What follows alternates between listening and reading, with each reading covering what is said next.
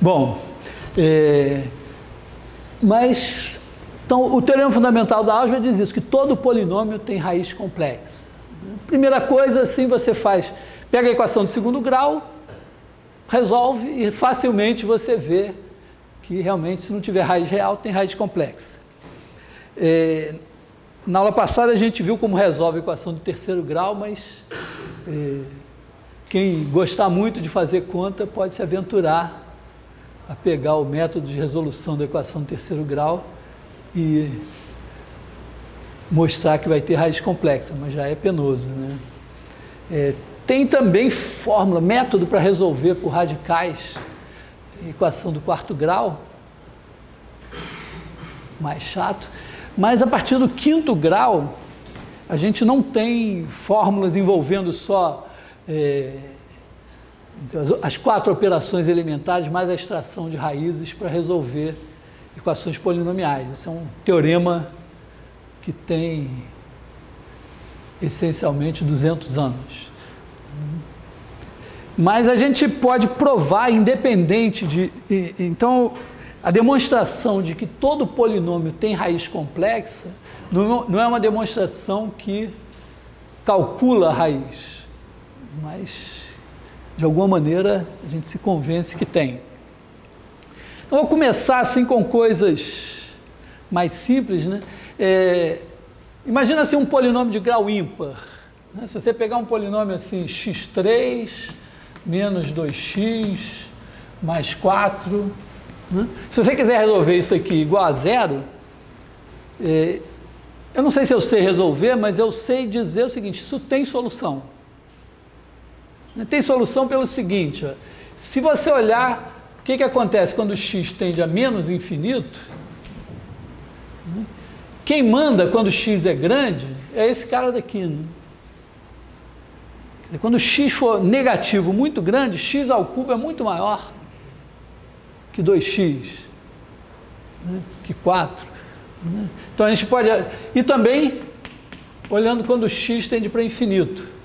Uma maneira de fazer isso é escrever x3 menos 2x mais 4 é igual a x3 em evidência, 1 menos 2 sobre x2 mais 4 sobre x3. Aqui está claro, ó, o que acontece? Quando x vai para infinito, mais infinito ou menos infinito, isso vai para zero, isso vai para zero, isso aqui é 1. Então, quando x tende para menos infinito, x ao cubo vai para menos infinito, isso aqui tudo vai para 1, isso aqui tende para menos infinito. Já quando x tende para mais infinito, isso vai para 1, só que esse vai para mais infinito, isso vai para mais infinito. Então, o fato é o seguinte, ó, esse negócio, se eu fizer o gráfico, vou botar aqui x, p de x igual a x3 menos 2x mais 4, esse negócio vem lá de baixo e vai fazer alguma coisa aqui, sei lá o que, e vai lá para cima. Então, se eu acredito que esse gráfico se traça sem tirar o giz do quadro, que é uma curva contínua, ele não pode vir de menos infinito para mais infinito sem cruzar o eixo horizontal. E, na verdade, é claro que isso vale para qualquer polinômio de grau ímpar. Toda vez que eu tiver um polinômio de grau ímpar, uma potência ímpar em menos infinito vai para menos infinito, em mais infinito vai para mais infinito, pode ter um coeficiente, mas, de qualquer maneira, vai ter um sinal, vai ser alguma coisa, ou muito negativa em menos infinito e muito positiva em mais infinito, ou, ao contrário, muito positiva em menos infinito e muito negativo em mais infinito, se o termo, se tiver um número negativo multiplicando aqui. De qualquer maneira, vai ter que cruzar o eixo do x. Bom, então, primeira coisa, todo polinômio a coeficientes reais de grau ímpar tem raiz. Repara que a nossa demonstração aqui, ela não está exibindo a raiz, né? Não está dando nenhuma pista de como se calcula a raiz. Está baseada na ideia de que quando o x varia continuamente de menos infinito a mais infinito, o p de x também varia continuamente. Bom, no caso par não funciona, né? Porque no caso par o limite em menos infinito e em mais infinito é o mesmo. Se n for par, essa demonstração fura. E, na verdade, a gente sabe que tem polinômios de grau par que não têm raízes reais.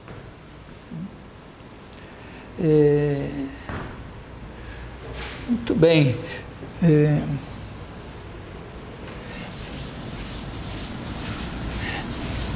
Tem uma coisa... Então, bom... Vamos ver como é que a gente lida com o caso complexo. Eu acho que eu vou introduzir uma mudança aqui. Eu não preciso trabalhar com polinômios a coeficientes reais. Já que eu tenho os números complexos, os coeficientes podem ser números complexos também. Tá? Então eu posso pensar assim, P de z é igual a AN z elevado a n mais AN menos 1 z elevado a n menos 1 mais A1 z mais A0. Como eu estou interessado em P de z igual a 0, e eu vou supor que o AN é não nulo, claro, estou num polinômio de grau n, então o AN é não nulo, né? AN diferente de 0. Não custa nada eu supor que o AN é 1, porque eu divido por AN, isso não vai alterar as raízes. Então vamos, em vez de fazer isso, a gente já divide por AN, vamos pensar assim.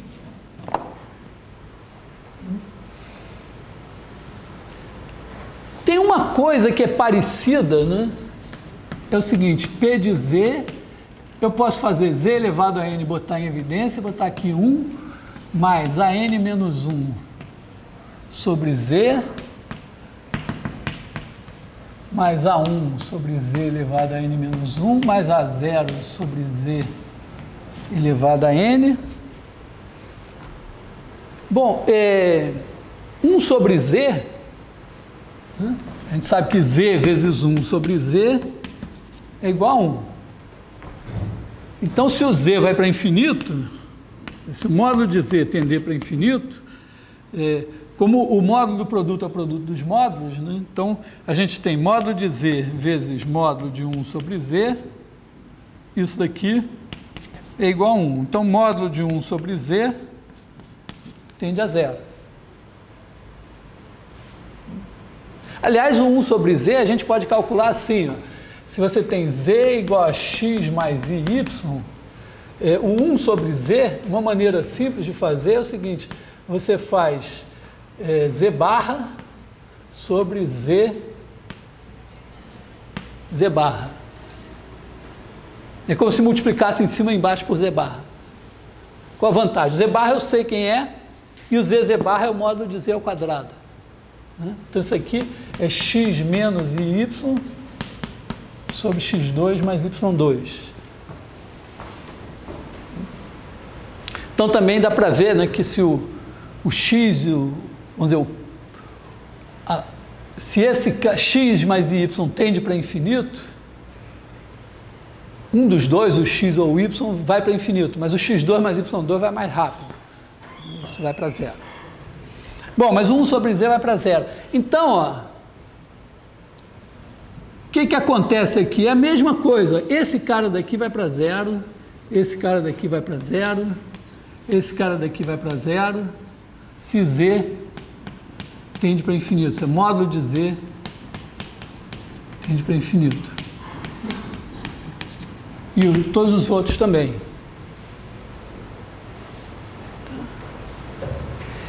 Isso significa que se eu fizer olhar para o P de z, para z muito grande, eu vou fazer mais coisa aqui. Por enquanto, vamos só pensar nisso. Eu vou agora pensar o seguinte, então. Estou pensando um polinômio. Se você quiser, você pensa com coeficientes reais. mas vou pensar coeficientes complexos. E eu vou pensar ele como estou pensando aqui, na verdade, olha, como uma função de z. Quer dizer, eu estou pensando não na equação, mas no polinômio como função. Quer dizer, eu estou pensando na seguinte coisa. O meu P é uma função dos complexos nos complexos. Que a cada número complexo z me associa o P de z igual a z elevado a n mais a zero. Olha, se eu tiver paciência de separar em x mais em y todo mundo, a mais bi, sei lá o quê, isso eu posso ver também assim, né? P é uma função de R2 em R2, do plano no plano.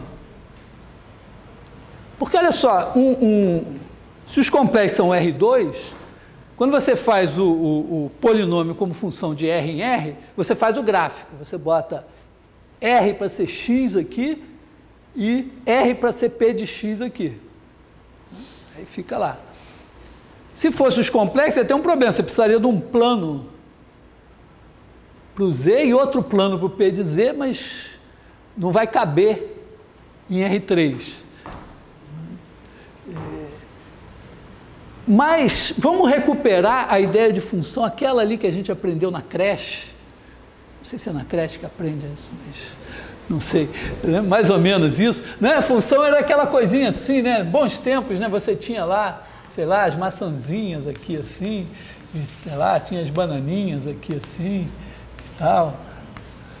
Parecem mais cenouras. Aí você, a cada maçãzinha, você vai lá, associa uma bananinha e tal, e aí você vê que essa função, por exemplo, é injetora, mas não é sobrejetora, aquelas coisas assim, né?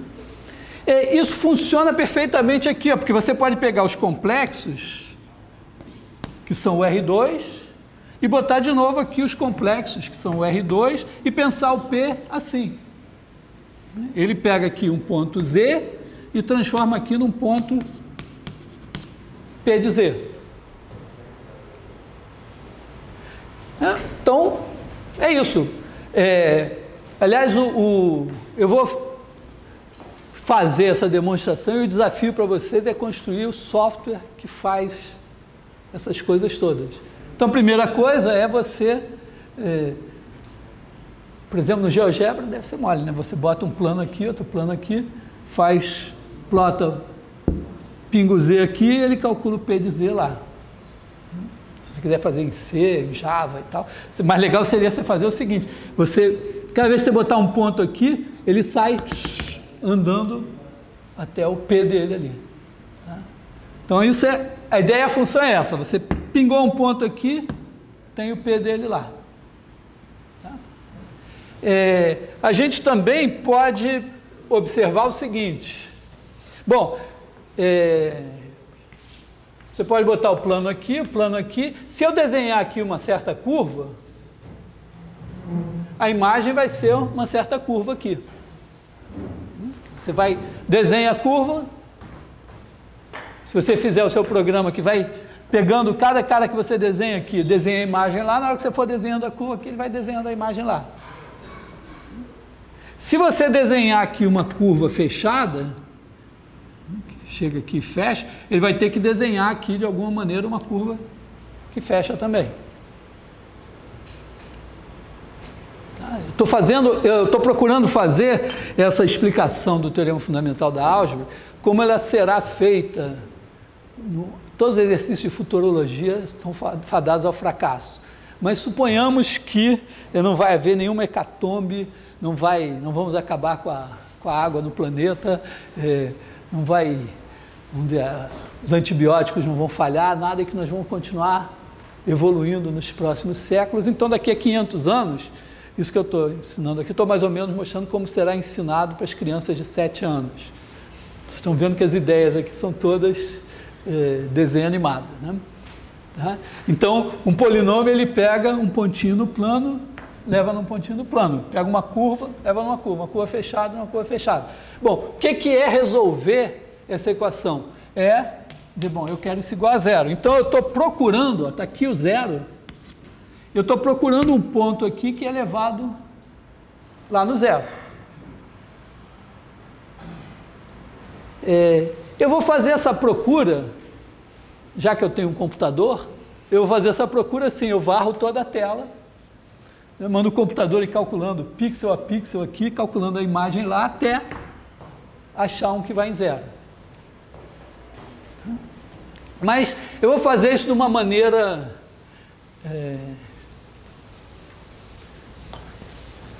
organizada da seguinte forma.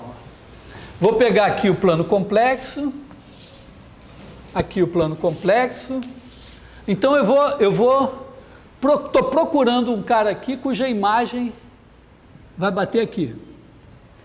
Então eu vou fazer o seguinte, ó, eu parto aqui da origem e vou pegando círculos concêntricos de centro na origem, com o raio aumentando continuamente, de zero até infinito. O que acontece? Bom, quando o raio é zero, é porque o z é zero. Então, obviamente, eu vou supor que o A0 é diferente de zero, senão isso aqui teria raiz nula. Então, quando o z é zero, eu venho bater aqui no A0, que é um número complexo. É um ponto do plano. Aí, quando o raio é pequenininho, esse circulinho é pequenininho, a imagem dele é uma curvinha pequenininha aqui perto. Aí ela vai, sei lá,